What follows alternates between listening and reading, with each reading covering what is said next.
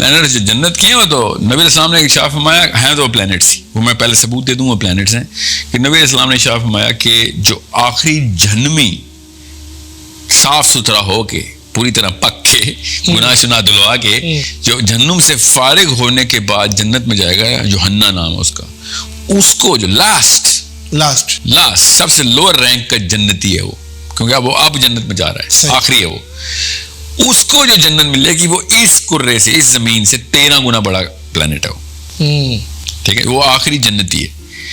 اب یہاں سے تو چل کے پلانٹ ہے. پھر نبی علیہ السلام نے فرمایا کہ ایک درجے کے لوگ جنت میں بیٹھ کے دوسری جنت کے درجے کے لوگوں کو ایسے دیکھیں گے جیسے اس وقت ہم ستاروں کو دیکھتے ہیں, تو ہمیں ابھی مارس ستاروں کی تو ہی نظر آتا نا, ٹھیک ہے. تو یہ تو کلیئر ہو گیا کہ کانسٹلیشن ہے.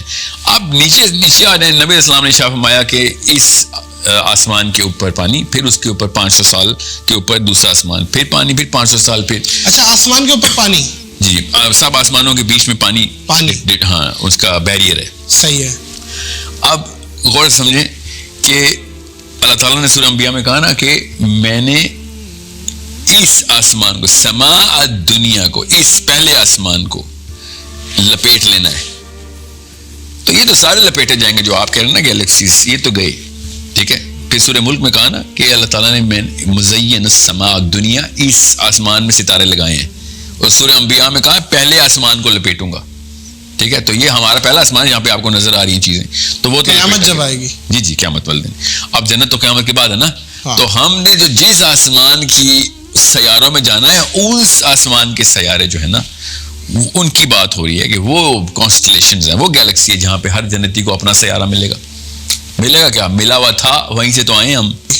آج تک کسی مسجد میں فلسافیکل لیکچر ہوا ہی نہیں کہ اللہ کون ہے, کدھر اللہ, ہمیں بتاؤ تمہارے اور اللہ کا ڈائریکٹ تعلق ہمیں کیسے واضح کر کے بتاؤ. آج تک 70 سال میں پاکستان نے میں نے وہ کتاب نہیں پڑھی, نہ ہی کسی مسجد میں نے. تو آپ نے سنا تو بتا دیں کہ اللہ کا ڈسکس ہو رہا ہے کہ اللہ تعالیٰ کی ہستی کو اور تمہاری ہستی کے بیچ میں کیا کنیکشن ہے, کدھر ڈسکنیکشن ہے. فزکس میں بھی ثابت کر کے بتاؤ, اسلامیات میں بھی ثابت کر کے بتاؤ, بایولوجی میں بھی ثابت کر کے بتاؤ, کیونکہ یہ تینوں سبجیکٹس بتا رہے ہیں آپ تو نا.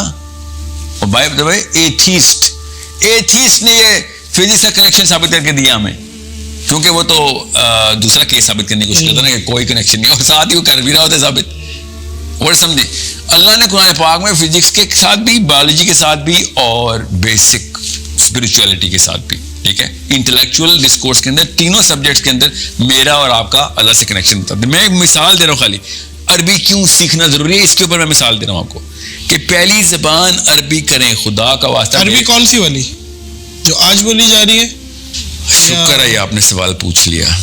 یہ بھی پاکستانی مفروضہ توڑ دوں. ایک تو اگر وہ والی عربی جو کہ قرآن پاک میں اور عرب میں فرق ہوتا, قرآن پاک کی اور عرب کی عربی میں کہیں گرامر بدل دی ہوتی, کوئی اور مطلب نکال لیتے لفظوں کے, تو قرآن پاک ناپید ہو گیا. اللہ کا وعدہ ہی جھوٹا تھا نعوذ باللہ. پھر جیسے ہیبرو کے ساتھ ہوا نا,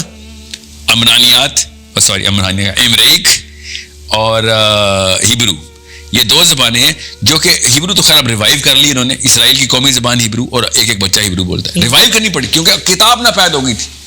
اللہ نے جب کہا نا میں قرآن کی حفاظت کروں گا, تو عربی کی حفاظت نیچرلی ساتھ آتی ہے اس کی. صحیح ہے. اگر عربی ناپید ہو گئی تو قرآن کی حفاظت کیا ہوئی؟ صحیح ہے, ٹھیک ہے. بالکل یہی ہوا انجیل کے ساتھ, گاسپل یہی ہوا توریت کے ساتھ, ہیبرو. آپ قرآن پاک ہم خود کر رہے ہیں پاکستان میں کہ قرآن کی عربی ہو رہا ہے, اور پتہ کہ میں نے بینر دیکھے قرآن کی عربی سیکھے. مطلب کیا کروں میں, دوسری عربی اور قرآن کی عربی میں کوئی اور مطلب ہوتے ہیں, گرامر کوئی اور ہوتی ہے. سوچیں ذرا کس لیول کے اوپر یہ بومنگ کی گئی ہے ہمارے ساتھ. اور یہ میں آپ کو پھر بتا دوں, اور میرے اسکول سے نا عربی سیکھیں, اور میرے سے نا سیرہ سیکھیں. یو نیڈ ٹو انڈرسٹینڈ, یہ والا 2 کام آپ کو دینے ہیں کہ جو بھی یہ ویڈیو دیکھیے اس کو یہ پتا ہو کہ یار اگر سیرت النبی نہیں نہ آتی تو قرآن سمجھ نہیں آئے گا. جو مرضی کر لیں آپ کو قرآن سمجھ نہیں آئے گا. اگر سیرت النبی آ گئی تو قرآن ایسے سمجھ آئے گا صحابی کو سمجھ آتا, کیونکہ سیرت النبی قرآن پاک جو ہے نا بیسکلی وہ سیرہ کی کتاب ہے, کیونکہ ہر آیت نبی علیہ السلام پہ نازل ہوئی ہے, اور قرآن پاک کی آیتوں کی تفسیر آپ پڑھیں گے تو شان نزول نہیں پڑھیں اس گے. میں کتنا ٹائم لگتا ہے سیرت میں؟ سیرت 10 دن کے اندر آپ سب سے جامع کتاب پکڑ لیں, وہ کوئی سی لے لیں. صحیح ہے. سیرت کی تو جتنی کتابیں کھولیں کم ہے, ٹھیک ہے, جتنی بھی لے لیں, ہر ایک نے اپنا اپنا اینگل لیا ہوتا ہے. مگر 10-12 دن بھی نہیں دے سکتے. اور میں 10 دن کیوں بتا رہا ہوں, جو اسٹارٹر ہوتے ہیں, ورنہ تو ایک دن کی بات ہے. اب ایک اتنی سی کتاب پکڑیں سیرت کی جو بھی ذرا سی بہتر ریویو والی اس میں ذرا کانٹینٹ کور ہوا. ابھی تو ماشاءاللہ 12-12 11-11 جلدوں کی جامع ترین کتابیں پبلش ہونی شروع ہو گئی. جس نے سیرہ پکڑ لی اس کو تو نبی مل گیا نا, اور جس کو نبی علیہ السلام کی سائیکالوجی سمجھ آ گئی اس کو قرآن پاک سمجھ آ گیا. واہ.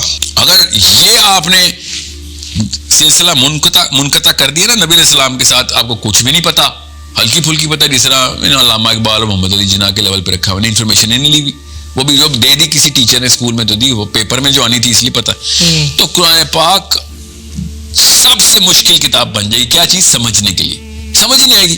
اور اگر سیرت سمجھ آ گئی تو قرآن پاک نے وہ راز کھول دینے ہیں. میں آپ کو بتا نہیں سکتا ہوں کہ صرف سیرت کے تھرو ہی مجھے بغیر قرآن پاک میں بھی گئے ہوئے ایسے ایسے میرے اندر سوال آ گئے تھے کہ اگر میں یہ قرآن پاک سے اس آیت کے تھرو پڑھ لوں نا تو مطلب دنیا میں کوئی بھی بندہ مجھے فتح نہیں کر سکتا اس کانسیپٹ کے اندر. اتنا آسان ہو گیا تھا. بہرحال ابھی ایک الگ بحث ہے. سو عربی اور سیرہ دو سکلز کے طور پہ لیں. سیرہ is not a book of history, یہ یاد رکھیے گا. قرآن پاک is not a book of history, سیرہ is a book of psychology. جب آپ کا یہ پرسپیکٹو کلیئر ہو جائے گا نا کہ سیرت النبی نفسیاتی کتاب ہے, جی نفسیات کی کتاب ہے. کوئی بھی سیرہ کی کتاب اٹھائیں اس کو نفسیات کے زمرے میں پڑھیں. قرآن پاک کو نفسیات کے زمرے, سائیکالوجی کی کتاب پکڑ کے پڑھیں. تب آپ کو پتہ چلے گا کہ کتنا آسان تھا یہ کتابوں کو سمجھنا اور اپنے آپ کو چینج کرنا. کیا بات ہے, کیا بات ہے. یہ بڑا زبردست میسج کے ساتھ ساحل بھائی آپ کے آنے کا بہت بہت شکریہ. سر بہت آل دا وے فرام اسلام آباد.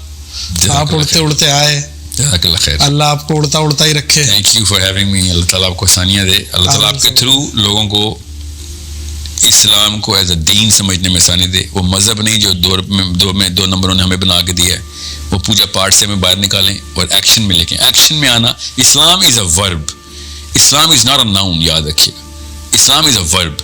جس بندے نے آپ کو ایکشن میں ڈالنا ہے نبی اسلام کی سیرہ پہ, وہ بندہ آپ کی آخرت کا سب سے بڑا محسن ہے. واہ واہ, بہت بہت شکریہ ساحل بھائی. معزز خواتین و حضرات, کافی کچھ سیکھنے کا موقع ملا ہوگا آپ کو بھی, یقیناً مجھے بھی ملا ہے. اور اللہ تعالیٰ استقامت دے ساحل بھائی آپ کو. اور پوڈ کاسٹ کا مقصد یہی تھا کہ جو بھی جتنی بھی کیٹیگریز ہیں, میں تو سب کو انوائٹ کر رہا ہوں کہ کسی طریقے سے کچھ اچھی اور صحیح بات, میں میرے منہ پہ پازیٹیو آ رہا تھا, میں نے اس کو صحیح کیا. اچھی بھی بات, صحیح اور غلط, بس. ہاں, صحیح اور غلط بات سیکھنے کا موقع ملے, صحیح بات سیکھنے کا موقع ملے. اور وہ امید کرتا ہوں آج کی پوڈ کاسٹ سے ملا ہوگا. اور آج کی پوڈ کاسٹ کو اختتام کریں گے یہیں پہ. مجھے اور ساحل ندیم کو اس پوڈ کاسٹ سے دیجیے اجازت, اس یقین کے ساتھ اور اس اپنے پن کے ساتھ کہ اپنا بہت خیال رکھیے گا. اللہ حافظ.